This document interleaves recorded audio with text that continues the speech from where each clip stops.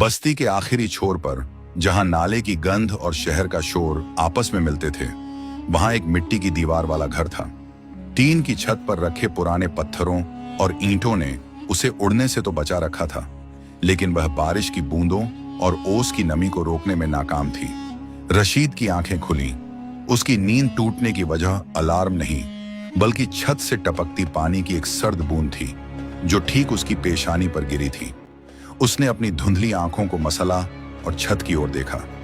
छत पर लगी टीन की चादरों में छोटे छोटे छेद थे, जिनसे सुबह की पहली धुंधली रोशनी जमीन पर सितारों की तरह टिमटिमा रही थी।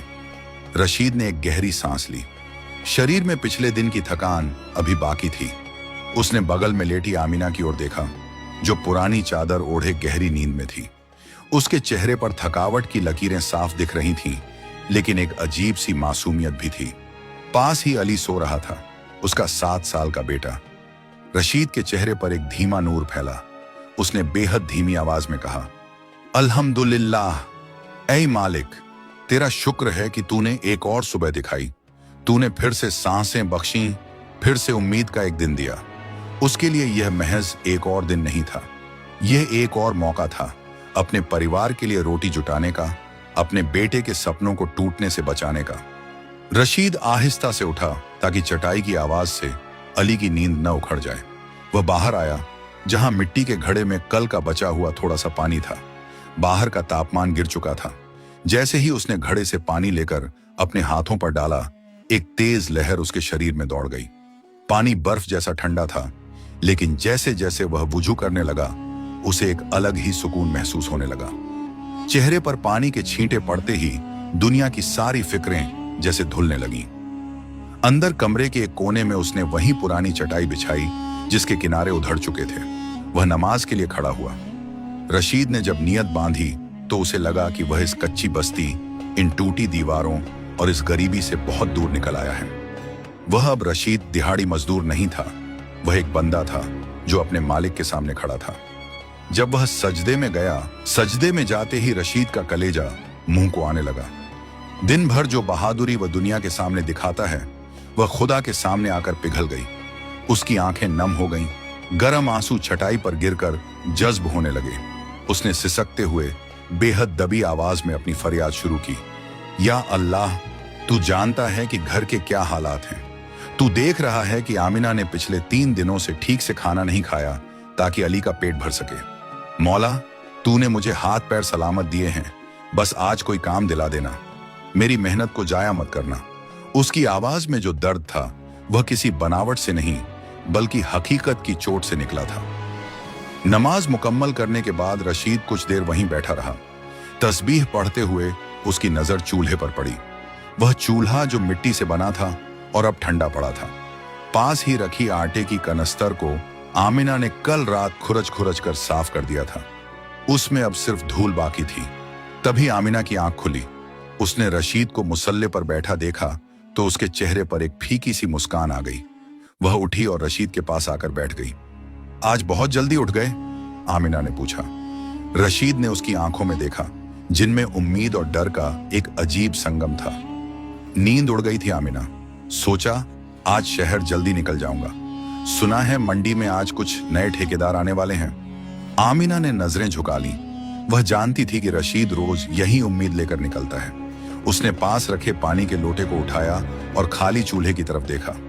रशीद, घर में आज चाय की पत्ती भी नहीं बची। अली उठेगा तो क्या दूंगी? रशीद के सीने में एक हुक सी उठी।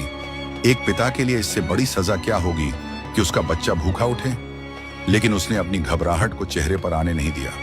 उसने आमिना का हाथ धीरे से सहलाया। सब्र करो आमिना, जिसने मुंह दिया है वह निवाला भी देगा। मैंने अभी दुआ की है और मेरा दिल कह रहा है कि आज खाली हाथ नहीं लौटूंगा। उसने अपनी जेब टटोली। कुल मिलाकर 7 रुपए के सिक्के और कुछ फटे हुए नोट थे। उसने वे सिक्के आमिना की हथेली पर रख दिए। इतने में थोड़ा सा दूध आ जाएगा अली के लिए, बाकी मैं शाम को लेकर आऊंगा। आमिना ने उन सिक्कों को ऐसे देखा जैसे वे दुनिया का सबसे कीमती खजाना हो। उसकी आंखों में आंसू आ गए। आप कल भी दोपहर में भूखे रहे थे ना? मैंने आपकी पोटली में देखा था, रोटी वैसी की वैसी रखी थी। रशीद हंस पड़ा, एक ऐसी हंसी जिसमें बहुत सारा दर्द छिपा था। अरे पागल, कल काम इतना ज्यादा था कि भूख ही नहीं लगी। और फिर मजदूर का पेट तो यकीन से भरता है, रोटी से नहीं। सूरज की पहली किरण ने अब बस्ती के आसमान को हल्का गुलाबी करना शुरू कर दिया था। रशीद ने अपना पुराना थैला उठाया जिसमें एक खाली टिफिन और पानी की बोतल थी। उसने अली के सिर पर हाथ फेरा जो अब भी गहरी नींद में किसी सुंदर सपने में खोया था। जा रहा हूं, रशीद ने दरवाजे की ओर बढ़ते हुए कहा। अपना ख्याल रखिएगा और ज्यादा धूप में काम मत कीजिएगा, आमिना ने पीछे से आवाज दी। रशीद रुका, मुड़ा और एक बार फिर अपनी टूटी हुई छत और दरारों वाली दीवारों को देखा। यह घर शायद दुनिया की नजरों में एक झुग्गी हो, लेकिन रशीद के लिए यह उसकी इबादत गाह थी जहां उसका सब्र हर रोज परखा जाता था। उसने घर की दहलीज पार की। बाहर गली में अब हलचल शुरू हो गई थी। रशीद के कदम तेज थे, उसके जूते नीचे से घिस चुके थे और सड़क की कंकड़ उसे महसूस हो रहे थे, लेकिन उसके दिमाग में सिर्फ एक ही धुन सवार थी, काम। उसे यकीन था कि आज का सूरज उसके लिए सिर्फ गर्मी नहीं बल्कि कोई रास्ता लेकर निकलेगा। शहर के मुख्य चौराहे पर पहुंचते पहुंचते सूरज पूरी तरह निकल आया था। यहाँ की हवा में कच्ची बस्ती जैसी शांति नहीं थी। यहाँ धुएं, शोर और भाग दौड़ का कब्जा था। चौराहे के एक कोने में मजदूर नाका था जहां रशीद जैसे सैकड़ों लोग अपनी किस्मत का इंतजार कर रहे थे। रशीद ने अपनी थैली कंधे से उतारी और एक ऊंचे चबूतरे पर बैठ गया। हर बार जब कोई सफेद कार या टाटा मैजिक रुकती, मजदूरों का एक सैलाब उसकी तरफ दौड़ता। साहब, काम मिलेगा, पत्थर उठा लूंगा, खुदाई कर दूंगा। साहब, मुझे ले चलो, मैं कम पैसे ले लूंगा। धक्का मुक्की होती, चिल्लाहट मचती और फिर ठेकेदार 2-4 हट्टे कट्टे जवानों को चुनकर गाड़ी में बिठा लेता। रशीद हर बार भिड्ड के पीछे रह जाता। उसकी उम्र 50 के करीब थी, शरीर की हड्डियां दिखने लगी थीं। ठेकेदार उसे देखते, फिर नजरें फेर लेते। उन्हें ताकत चाहिए थी, तजुर्बा और सब्र नहीं। दोपहर के 12 बज चुके थे। आसमान से आग बरस रही थी। रशीद ने अपनी पानी की बोतल निकाली, पर वह खाली थी। उसने थूक गटका, पर गला खुश्क था। पास बैठे एक मजदूर ने पत्थर पर थूकते हुए कहा, अरे रशीद भाई, आज तो अपनी ही किस्मत खोटी लगती है। मंडी खाली हो गई, अब इस धूप में कौन आएगा लेने। रशीद ने बस इतना कहा, रिस्क का मालिक ऊपर वाला है भाई। जब तक सूरज नहीं डूबा, उम्मीद नहीं डूबी। उस आदमी ने ठहाका लगाया, हवा खाकर पेट नहीं भरता मियां। दुआओं से रोटियां पकती तो आज कोई मजदूर इस चौराहे पर न बैठा होता। रशीद को बुरा लगा, पर उसने जवाब नहीं दिया। उसने अपनी आंखें मूंद ली और दिल ही दिल में आयतुल कुर्सी पढ़ने लगा। दोपहर 2 बजे के करीब रशीद को चक्कर आने लगे। पेट में ऐसी जलन थी जैसे कोई जलता हुआ कोयला रखा हो। वह उठा और चौराहे के पास बने एक ढाबे की तरफ गया।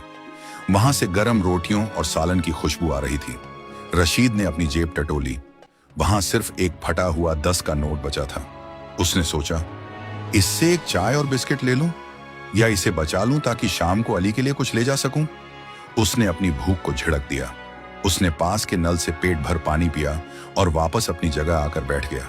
तभी एक बड्ढी काली गाढ़ी वहां आकर रुकी। एक आदमी नीचे उतरा।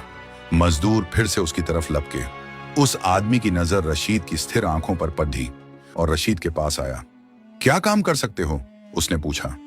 रशीद की आवाज में एक अजीब सा ठहराव था। साहब, जिस्म में जितनी जान है पूरी मेहनत लगा दूंगा। बोरे उठाना हो या सामान ढोना, मैं पीछे नहीं हटूंगा। उस आदमी ने रशीद के हाथों को देखा और कहा, मेरे गोदाम में सीमेंट के 100 बोरे चढ़ाने हैं। तीसरा मजदूर भाग गया है। करोगे? पर काम शाम तक खत्म होना चाहिए। रशीद की आंखों में चमक आ गई। जी साहब, बिल्कुल करूंगा। गोदाम शहर के दूसरे कोने पर था। सीमेंट की धूल हवा में तैर रही थी। रशीद ने अपनी कमीज उतारी, उसे सिर पर लपेटा और काम शुरू किया। 1 बोरा, 2 बोरे, 10 बोरे। रशीद के घुटने कांपने लगे। सीमेंट का हर बोरा 50 किलो का था और उसकी हड्डियां चटकने की आवाज दे रही थी। पसीना उसकी आंखों में जा रहा था। बीच बीच में उसे अली का चेहरा याद आता। अब्बा, मिठाई लाओगे? वह खुद को कोसने लगता। थक मत रशीद, अगर आज रुक गया तो आज रात फिर चूल्हा ठंडा रहेगा। शाम के 5 बज रहे थे। गोदाम का मालिक उसे दूर से देख रहा था। उसे हैरत थी कि यह दुबला पतला आदमी बिना रुके, बिना पानी मांगे कैसे काम किए जा रहा है। रशीद एक मशीन की तरह लगा था। उसके होंठ हिल रहे थे। वह अपनी तकलीफ को कम करने के लिए या सुभान अल्लाह का विर्द कर रहा था। जब आखिरी बोरा उसने ट्रक पर रखा तो रशीद वहीं जमीन पर ढह गया। उसका शरीर पूरी तरह जवाब दे चुका था। काम खत्म होने पर मालिक ने सबको पैसे दिए। जब रशीद की बारी आई तो मालिक ने उसकी हथेली पर 500 का नोट रखा। रशीद चौंक गया। साहब, मजदूरी तो 300 तय हुई थी। मालिक ने चश्मा उतारा और रशीद के कंधे पर हाथ रखा। मजदूरी 300 ही थी, लेकिन जो तुमने ईमानदारी और बिना शिकायत के काम किया है, ये 200 रुपए उसका इनाम है। रशीद की आंखों में आंसू आ गए। साहब, ये इनाम नहीं, मेरे अल्लाह का करम है। शाम की अजान होने वाली थी जब रशीद अपनी बस्ती की सनकरी गलियों में दाखिल हुआ। उसके हाथ में राशन की थैली थी और जेब में वह 500 का नोट। थकान तो बहुत थी, पर रशीद के कदम आज हवा में तैर रहे थे। जैसे ही वह घर के करीब पहुंचा, उसने देखा कि अली दरवाजे की दहलीज पर बैठा सड़क की ओर देख रहा था। उसे देखते ही अली चिल्लाया, अम्मी, अब्बा आ गए। देखो, अब्बा के हाथ में थैला है। आमिना दौड़कर बाहर आई। उसने रशीद का थका हुआ चेहरा देखा, फिर उसके हाथों में भरा हुआ राशन। उसकी आंखों से खुशी के आंसू छलक पड़े। उस रात उस छोटे से कमरे में रोशनी कुछ ज्यादा ही थी। मिट्टी के चूल्हे से धुआं उठ रहा था। ताजा रोटियों की खुशबू पूरे घर में महक रही थी। रशीद ने नमाज पढ़ी और जब दस्तरख्वान पर बैठा तो उसने अली के हाथ में एक छोटी सी मिठाई की डिबिया रखी। अली की चीख पूरे मोहल्ले में सुनाई दी। मिठाई, अम्मी देखो, अब्बा मिठाई लाए। रशीद ने पहला निवाला तोड़ा और आमिना की तरफ देखते हुए कहा, देखा आमिना, मैंने कहा था ना कि वह इंतजाम करेगा। बस हमें सब्र का दामन थामना आना चाहिए।